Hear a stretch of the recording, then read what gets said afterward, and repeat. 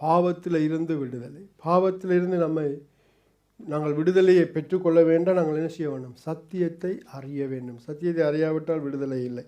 சத்தியத்தை அறியாமல் வாழ்ந்து கொண்டிருக்கிறவர்கள் விடுதலை இல்லாத ஒரு வாழ்க்கையை தான் வாழ்ந்து கொண்டிருக்கிறார்கள். இதில் இருந்து? பாவத்தில் இருந்து.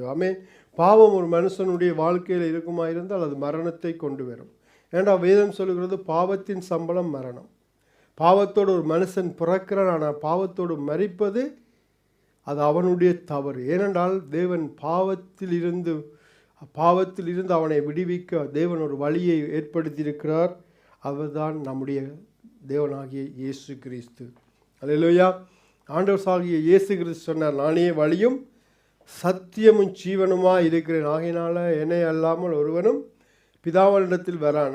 இயேசு கிறிஸ்து இல்லாவிட்டால் பிதாவினிடத்தில் போக முடியாது. அதாவது நித்தியத்துக்குள்ளே பிரவேசிக்க முடியாது. அதாவது பரலோகத்துக்கு